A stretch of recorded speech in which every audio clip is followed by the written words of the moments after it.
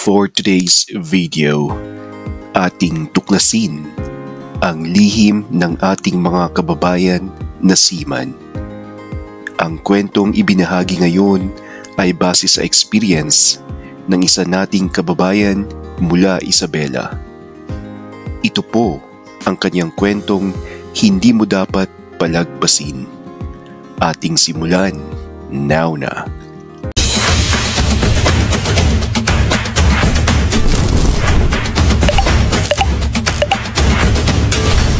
Sa barkong MB Thomas, hindi lang alon ng dagat ang naglalakbay, pati damdamin ng mga kalalakihang matagal nang walang yakap at halik.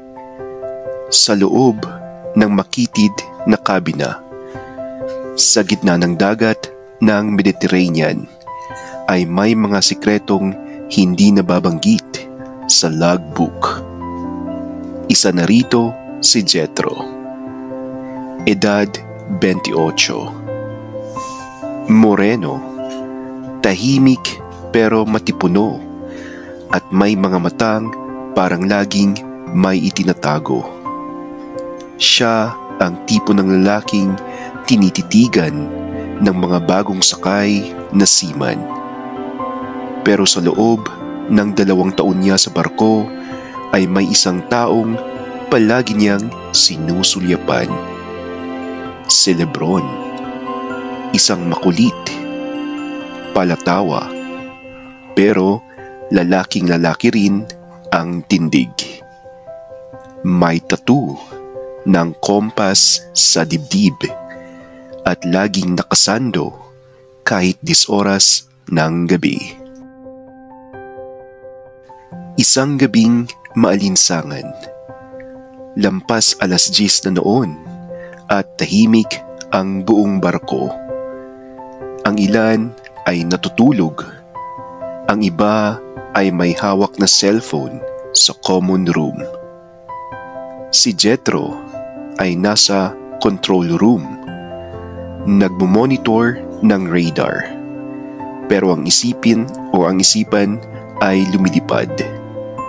Hindi sa alon, kundi sa katawan ni Lebron na nakita niyang naliligo sa lower deck kanina. Nakatapis lang ng tuwalya at basang-basa. Paglipas ng 1 oras ay dumaan si Lebron sa control room. "Wala bang signal, sir?" tanong niya habang lumalapit kay Jethro. "Wala pa rin eh. Malayo pa kasi tayo sa mainland," sagot ni Jethro na pilit umiiwas ng tingin. Ngunit hindi umalis si Lebron. Sa halip, isinandal ang katawan sa mesa na halos magdikit ang kanilang tuhod. "Alam mo, sir, matagal ko nang gustong itanong to." "Ano yun?" "May mga kwento kasi.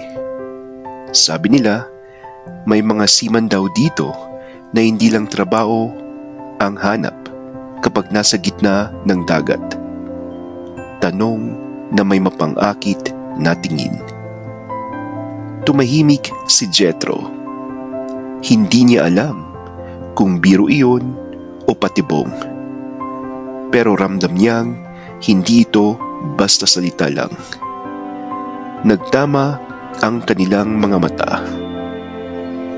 "At kung totoo man, Lebron, anong gagawin mo kung isa ako sa kanila?" Naglakad si Lebron palapit. Ngayon ay halos magkadikit na ang kanilang mukha. "Eddie, hindi na tayo maghihintay pa. Baka pareho lang naman tayong naghahanap." Walang nagsalita.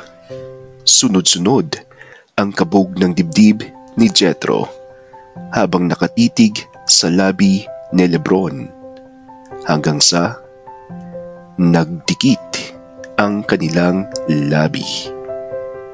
Mainit at mapusok. Sa unang pagkakataon, nagpadala si Jethro at nagpaubaya naman si Lebron. At doon sa control room, sa likod ng saradong pinto ay may dalawang lalaki na nagpalitan ng init sa gitna ng malamig na hangin ng dagat. Pero hindi ito simpleng tukaan lang. Dahil sa gabing yun, nagsimula ang isang lihim na relasyong pilit nilang pinanatiling tahimik sa mata ng iba, pero lalong sumisigaw sa tuwing sila'y magkasama. Makalipas ang gabing iyon ay tila wala namang nagbago kina Jethro at Lebron, lalong-lalo na kapag may ibang tao sa paligid. Professional pa rin si Jethro bilang third mate at si Lebron naman ay patuloy sa pagiging palatawang oiler na parang walang lihim na tinatago. Pero kapag nagkakasalubong sila sa makikitid na hallway ng barko ay may maliliit na sulyap, biglang ngiti at mga mapaglarong himas sa balikat na parang aksidente. Hindi na iyon simpleng tukaan. Isa na itong delikadong ugnayan. Isang madaling araw, tinapik ni Lebron si Jethro habang papunta ito sa bridge para sa night shift. "Sir, punta ka mamaya sa pump room. Kailangan ko raw ng tulong sa inspeksyon." Bulong nito. May kumpas pa ng kilay. Alam ni Jethro na wala namang scheduled inspeksyon sa pump room, pero nagkibit-balikat siya at umoo.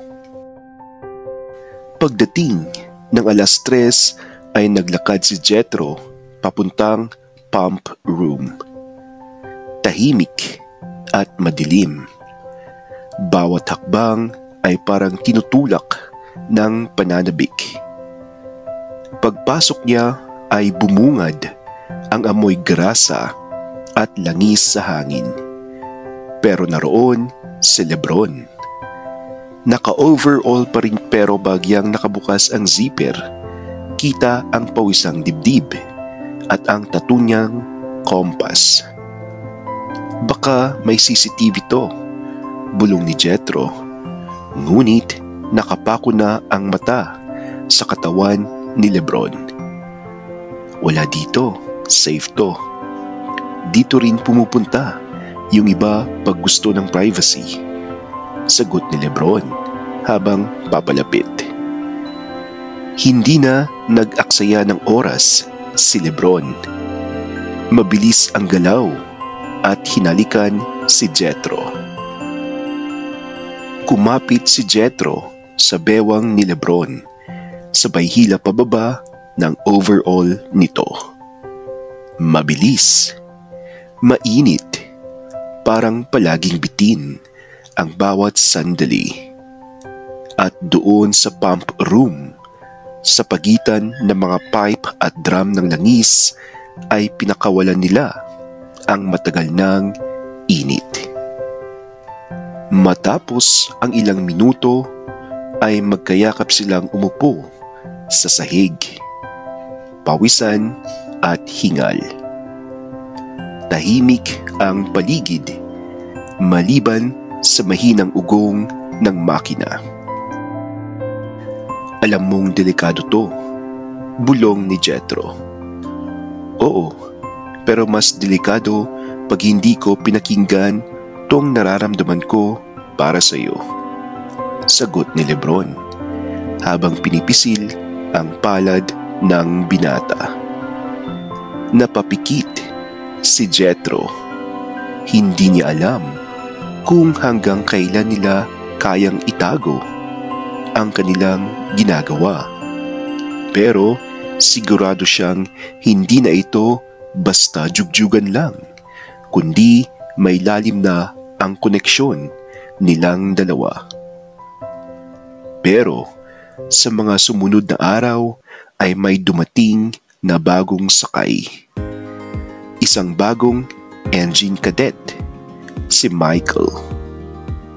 Bata pa, makinis, mukhang inisente, pero may kilis o may kilos na halatang sanay na sa pasimpleng landian. Mabilis nitong nakuha ang atensyon ng maraming seaman sa barko, kabilang na si Lebron. At dito nagsimulang mabasag ang katahimikan. Dahil isang gabi, habang pauwi si Jethro mula sa bridge, ay nakita niya sa tapat ng mess hall si Lebron.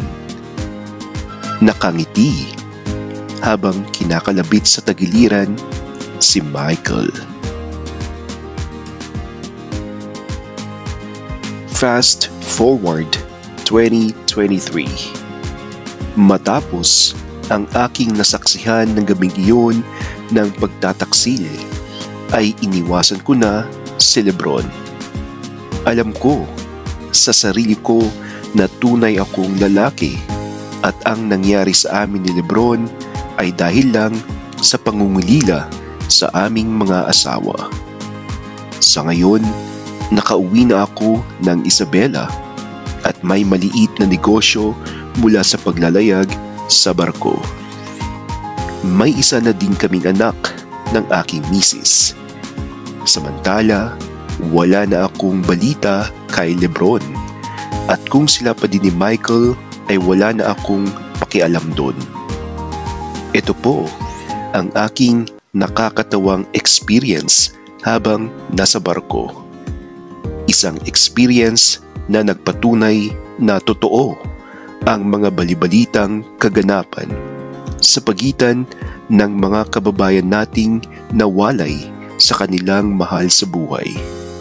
Maraming salamat sa oras na inyong nilaan. Yan po mga ka-Star Buzzers ang isang kwentong nagmulat sa ating lahat. Naway maging maingat lagi tayo sa pakikipagjugjuggan para maiwasan ang pagkalat ng VIH. Maraming salamat Sir Jethro sa pagbabahagi ng iyong kwento. Magandang gabi.